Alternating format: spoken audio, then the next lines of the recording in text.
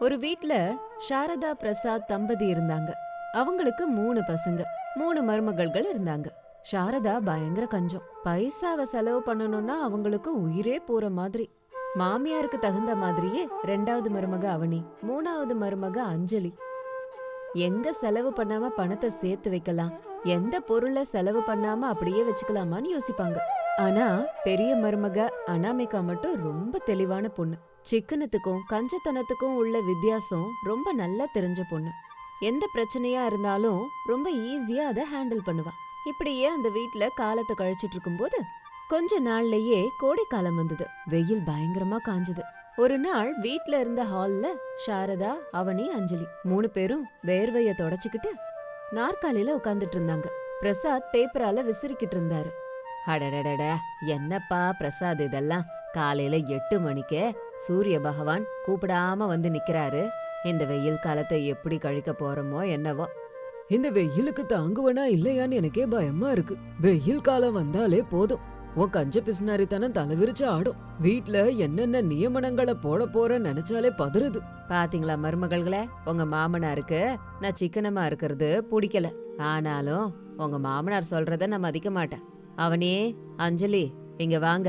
நாளையில இருந்து நம்ம வீட்டுக்கு புது செட்டு ரூல் போட போறேன். சொல்லுங்க அத்த, உங்க வார்த்தையை என்னைக்காவது மீறி இருக்கேனா? எதை எங்க சிக்கனப்படுத்த சொல்றீங்களோ பண்றேன். என் கதையும் தெரியும்ல அத்த. நீங்க 10 ரூபாய் மிச்சப்படுத்த சொன்னா நான் 100 ரூபாய் மிச்சப்படுத்தி அசத்திருவேன். என்ன விஷயம் சொல்லுங்க, என்ன பண்ணலாம்? வெயில் காலம்னு சொல்லி ஏக போகமா தண்ணிய செலவு பண்ணாதீங்க. கரண்ட் பில்ல கூட நம்ம குறைக்கணும். அதனால நாளையில இருந்து ஒரு நாளைக்கு 2 தடவைலாம் குளிக்க முடியாது. பகல் நேரத்துல ஃபேன், ஏசி போடக்கூடாது. எல்லாரும் தலா 1 பக்கெட் தண்ணில தான் நாள் முழுக்க செலவு பண்ணணும். துணிய தினந்தோறும் துவைக்க கூடாது. வாரத்துக்கு ஒரு தடவை துவைப்போம். அப்பதான் அனாமிகா அங்க வந்து, என்ன அத்தை இப்படி சொல்றீங்க?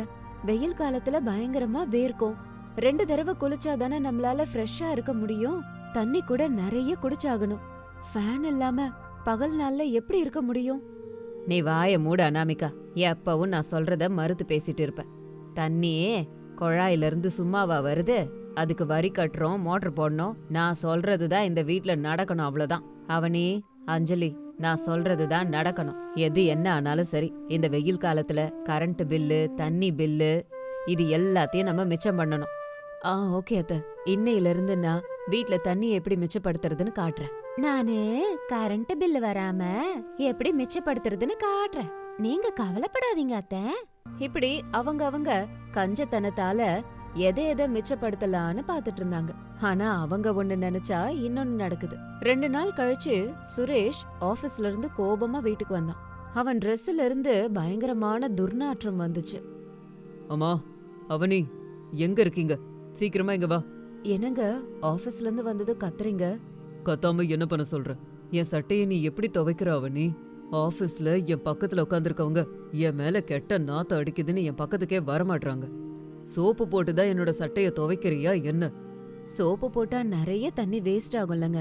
அத்தை 1 பக்கெட் தண்ணிய தான் யூஸ் பண்ண சொல்லிருக்காங்க. அதனால அரிசி கழுவுன தண்ணிய தூக்கி போடாம அந்த தண்ணியிலேயே உங்களோட சட்டையை ஊற வச்சு ஒரே ஒரு மக்கு தண்ணியில அலசி புழிஞ்சு காய போட்டேன். பாத்தீங்களா எவ்வளவு தண்ணிய மிச்சப்படுத்திருக்கேன்னு? என்னது, அரிசி கழுவுன தண்ணியில என் சட்டைய துவைக்கிறியா? உன் கொஞ்சத்தனத்துக்கு அளவில்ல. அதனாலதான் என் சட்டையில இருந்து இவ்ளோ கெட்ட நாத்தம் என்னாலேயே தாங்க முடியல. இந்த வெயில் காலத்துல வேர்வையும் கலந்து அந்த சட்டை சகிக்க முடியாத நாத்தத்தை தருது. கடவுளே. அதே மாதிரி 3வது பையன் அருண் வீட்டுக்கு கத்திக்கிட்டே வந்தான். அஞ்சலி, வீட்ல என்ன கொஞ்சம் கூட காத்தே இல்ல. ஃபேனை எதுக்கு நிறுத்தின? சுவிட்ச போட்டா அது சுத்தவும் மாட்டேங்குது. ஃபேனை போட்டா கரண்ட் பில் ஆகும்னு காலையிலேயே நான் மெயின் சுவிட்ச போய் ஆஃப் பண்ணிட்டேன். வெயில் காலத்துல கரண்ட் பில்லு அதிகமா வரும்னு அத்தை சொன்னாங்கல்ல, அதுக்கு தான் இந்த பிளான். நம்ம வீட்ல பகல்ல கரண்ட் இருக்காதுங்க.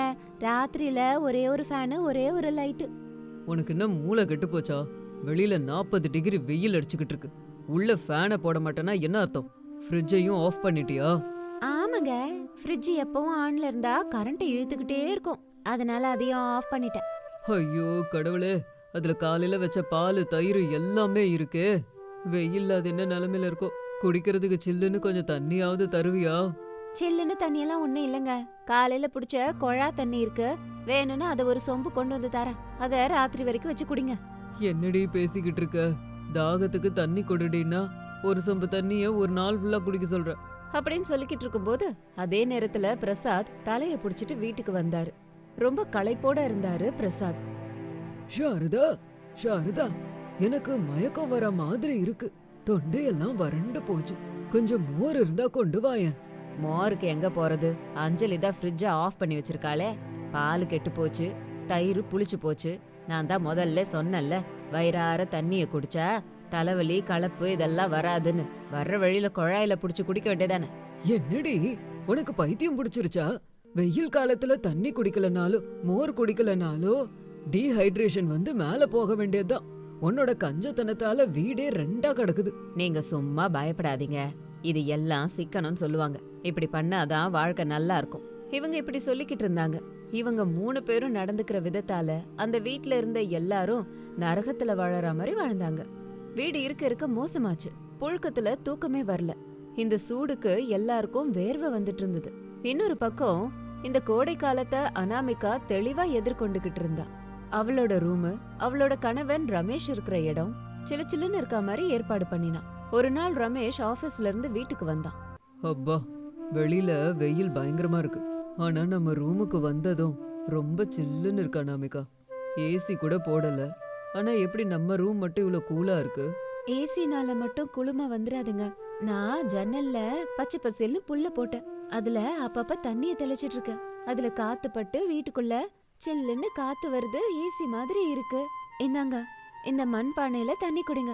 குளு குளுன்னு இருக்கும். ஃப்ரிட்ஜ் தண்ணி மாதிரி, ஆனா ஆரோக்கியமான தண்ணி. உண்மைதான் அனாமிகா, ரொம்பவே நல்லா இருக்கு. என் தம்பிங்க 2 பேரும் அவங்க மனைவிகளோட கஞ்சத்தனத்துக்கு செத்துக்கிட்டு இருக்கானுங்க. அம்மாவோட ரூல்ஸ்க்கு அப்பா பலி ஆகிக்கிட்டே இருக்காரு தெரியுமா? நம்ம அவங்களுக்கு ஏதாவது உதவி செய்யணும் அனாமிகா. கவலைப்படாதீங்க, என்கிட்ட ஒரு ஐடியா இருக்கு. இன்னைக்கு அவங்க பண்ற கஞ்சத்தனத்தினால ஏற்படுற நஷ்டத்தை அவங்களுக்கே புரிய வைப்போம் அப்படின்னு சொல்லிட்டு இருக்கும்போது அன்னைக்கு மத்தியானம் விபரீதமான வெயில் அடிச்சுது. சாரதா, அவனி, அஞ்சலி 3 பேரும் கிச்சன்ல உட்கார்ந்துகிட்டு வேர்வைய தொடச்சுக்கிட்டு இருந்தாங்க. பிரசாத், சுரேஷ், அருண் சூடு தாங்காம ரொம்ப டயர்டா படுத்துட்டு இருந்தாங்க. எல்லாருக்கும் தாகமா புழுக்கமா இருந்தது. அப்ப அனாமிகா வெளியில வந்தா. அத்தை, மாமா, எல்லாரும் இங்க கொஞ்சம் வாங்க. எங்க ரூமுக்கு பக்கத்துல இருக்க பெரிய வராண்டாக்கு வாங்க. எதுக்குடிமா அனாமிகா? புழுக்கமா இருக்கு, எங்களால நகர முடியாது. வெயிலுக்கு செத்துக்கிட்டு இருக்கோம். தயவு செஞ்சு நான் சொல்றது கேட்டு கொஞ்சம் இங்க வாங்க அத்தை அப்படின்னு சொன்னதும் எல்லாரும் களைப்போட நடந்து வந்து அனாமிகா ஏற்பாடு பண்ண வராண்டாக்கு வந்தாங்க. அங்க வந்ததும் எல்லாருக்கும் ரொம்ப குளுகுளுன்னு இருந்துச்சு. ரொம்ப நல்லா இருந்துச்சு. ஜன்னல்ல வெட்டி வேரும் புல்லும் இருந்தது. அந்த ரூமுக்கு மத்தியில 2 பெரிய பானை இருந்தது. பக்கத்திலே தர்பூசணி, கரும்பு ஜூஸ் கூட பக்கத்துல இருந்துச்சு. என்னம்மா அனாமிகா, என்னது இது? காட்டுல பெஞ்ச மழை மாதிரி இந்த இடம் அவ்வளோ குளுமையா இருக்கு. இப்பதான் என்னால மூச்சே விட முடியுது. ஆமாக்கா, ரொம்ப நல்லா இருக்குக்கா. வேர்வையெல்லாம் அடங்கிடுச்சு. எல்லாரும் முதல்ல லெமன் ஜூஸ குடிங்க. இதுல சப்ஜா சீட் போட்டிருக்கேன். உடம்புல இருக்க வெப்பத்தை எல்லாம் வெளியே எடுத்துரும் அப்படின்னு சொன்னதும் எல்லாரும் கடகடன்னு குடிச்சாங்க. அப்புறம் பானை தண்ணியையும் குடிச்சாங்க. சுரேஷ், அருண் தர்பூசணி பழத்தை சாப்பிட்டு பெருமூச்சு விட்டாங்க. அனாமிகா அண்ணி, நீங்க எவ்வளவு பெரிய தேவதை தெரியுமா? 2 நாளா சில்லுன்னு தண்ணி தொண்டையில படாம கொஞ்சம் கொஞ்சமா மேல போய்கிட்டே இருந்தோம். அஞ்சலி அவ கஞ்சத்தனத்தால என்ன நேரடியா மேல அனுப்பிடுவா போல. ஆமா அண்ணி, அவனி துணி துவைக்கிற அழகுல என் ஆபீஸ்ல வேலையே போயிடும் போல இருக்கு. இந்த வெயில் காலத்துல இவங்க பண்றது சிக்கனம் இல்ல, எங்க உயிரோட விளையாடுறாங்க. அனாமிகா, எல்லாம் நல்லா தான் இருக்கு. இப்படி பண்றதால தண்ணி பில்லு, கரண்ட் பில்லு இதையெல்லாம் குறைக்க முடியுமா? என்கிட்ட அவ்வளவு பணம் கிடையாது. அத்தை, இதுல கரண்ட்டுக்கு என்ன வேலை இருக்கு சொல்லுங்க? பானையில இருக்க தண்ணி சில்லுன்னு ஆகிறதுக்கு கரண்டா போடுறோம். ஜன்னல்ல புல்லு வெட்டி வேர் கட்டண, அதுக்கு என்ன பில் வரப்போகுது? இந்த லெமன், தர்பூசணி மொத்தமா சேர்த்து ஒரு 100 ரூபாய் ஆச்சு. நீங்க 100 ரூபாவை மிச்சப்படுத்தணும்னு நினைச்சு ₹1,00,000 ஹாஸ்பிட்டலுக்கு கொண்டு போய் கொடுக்க போறீங்க. என்ன சொல்றீங்க? அஞ்சலி, கரண்ட மிச்சப்படுத்தலாம் சரிதான், ஆனா தேவையானப்போ ஃபேனை போட்டுக்கணும். இல்லனா டீஹைட்ரேட் ஆகும். அப்ப நம்ம ஹாஸ்பிட்டலுக்கு போனோம்னா உன் புருஷன் ₹1,00,000 செலவு பண்ண வேண்டியிருக்கும். தண்ணிய சேமிக்கலாம். ஆனா குடிக்க கூட தண்ணி குடுக்கலன்னா தொண்டையெல்லாம் வறண்டு போயிடும். துணிமணிய சரியா துவைக்கணும்.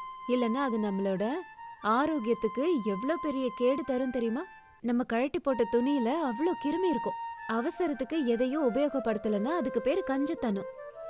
ஷாத் உண்மைய சொன்னா அனாமிகா. சாரதா இப்பவாவது புரிஞ்சுதா? பணத்தை சேர்த்து வைக்கிறது முக்கியம் இல்ல, இருக்கிற பணத்தை வச்சு ஆரோக்கியத்தை காப்பாத்திக்கணுமா. என்ன மன்னிச்சிருங்க அத்தை. ஏதோ தெரியாதனமா இந்த மாதிரி வேலை பார்த்துட்டேன். துணியை இந்த மாதிரி துவைச்சிருக்க கூடாதுன்னு தோணுது. இந்த வெயில் காலத்துல நல்லபடியா தண்ணிய யூஸ் பண்ணி ஜாகிரதையா இருக்க. ஆமா அத்தை, நான் கூட சிக்கனம் பண்றேன்ற பேர்ல இவரை ரொம்பவே இம்சை பண்ணிட்டேன். இனிமேலு கஞ்சமா இருக்க மாட்டேன். அனாமிகா அக்கா சொன்ன மாதிரி ஜன்னலுக்கு வெட்டி வேறு புல்ல போடுறேன், பானையிலேயே தண்ணிய வைக்கிறேன். என்ன மன்னிச்சிருடிமா அனாமிகா. மாமியாருங்கிற அகங்காரத்துல உங்க எல்லாருக்கும் ரூல்ஸ் போடுறன்ற பேர்ல எல்லாரையும் கஷ்டப்படுத்திட்டேன். வெயில் காலத்தை இந்த மாதிரி கஞ்சத்தனமா இல்ல, உன்ன மாதிரி தெளிவா புத்திசாலித்தனமா எதிர்கொள்ளணும். அதை இன்னைக்குதாம்மா புரிஞ்சுக்கிட்டேன். இன்னையிலிருந்து இந்த வீட்டுக்கு யாருக்கும் எந்த கஷ்டமும் வராது. அன்னையிலிருந்து சாரதா, அவனி, அஞ்சலி 3 பேரும் அவங்களோட கஞ்சத்தனத்தை கைவிட்டாங்க.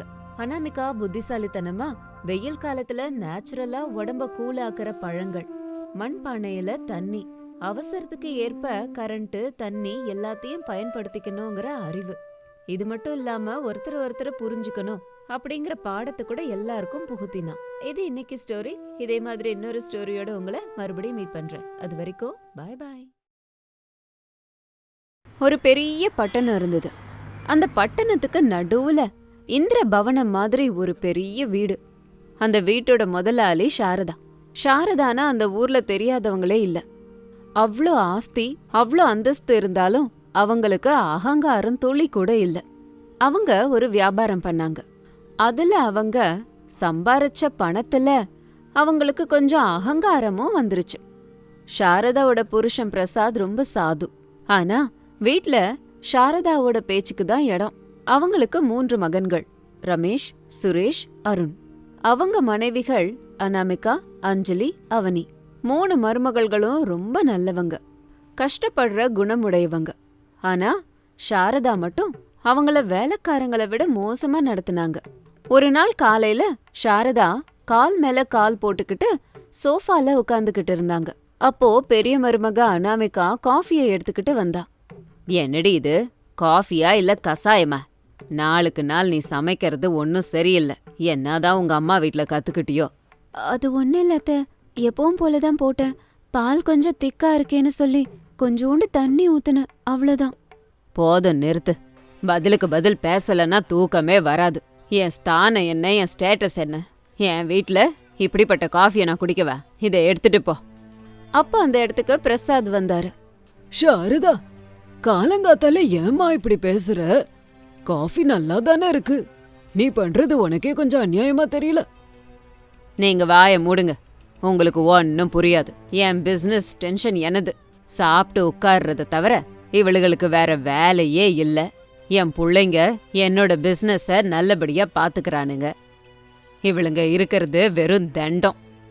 அந்த வார்த்தைய கிச்சன்ல இருந்து அவனையும் அஞ்சலியும் கூட கேட்டாங்க. அனாமிகா கண்ணீரோட கிச்சனுக்குள்ளார வந்தா.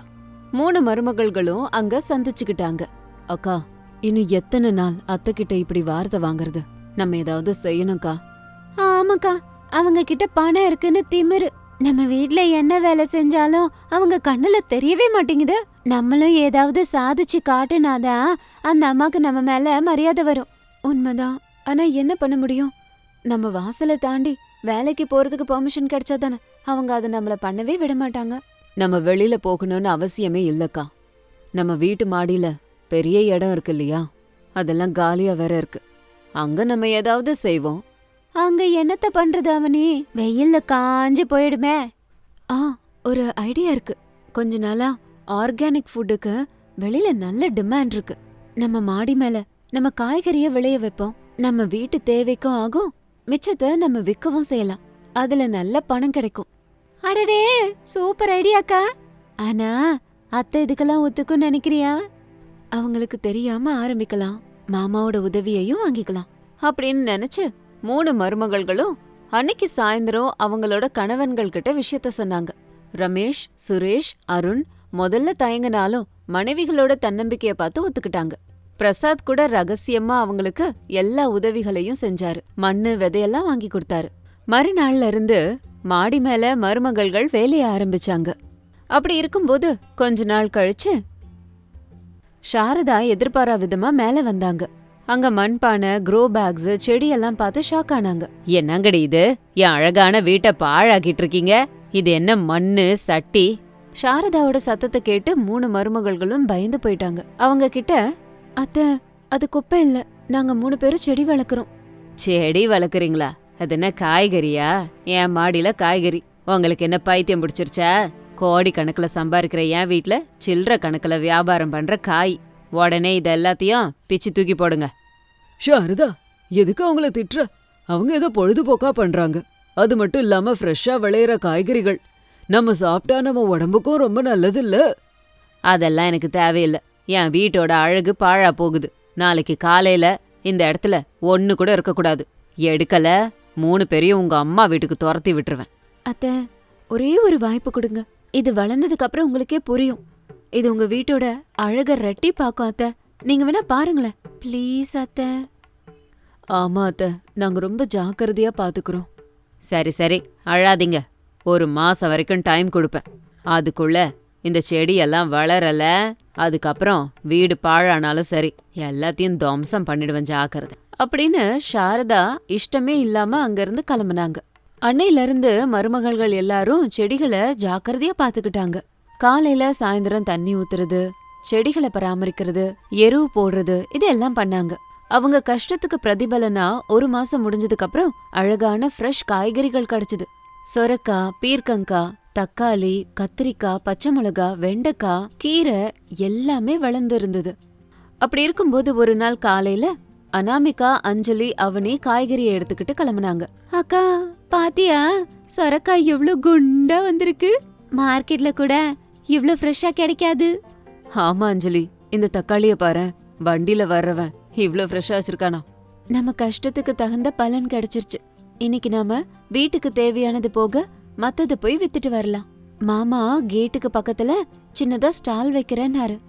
அப்படின்னு நினைச்சு அவங்க விளைய வச்ச காய்கறிகளை கீழே ஒரு ஸ்டால்ல வச்சாங்க. ஆர்கானிக் காய்கறிகள், மருந்து எதுவும் பயன்படுத்தாத ஃப்ரெஷ்ஷான காய்கறிகள்னு போர்டு வச்சாங்க. அந்த பக்கம் போறவங்கலாம் காய்கறி ஃப்ரெஷ்ஷா இருக்கிறத பார்த்து போட்டி போட்டு வாங்கினாங்க.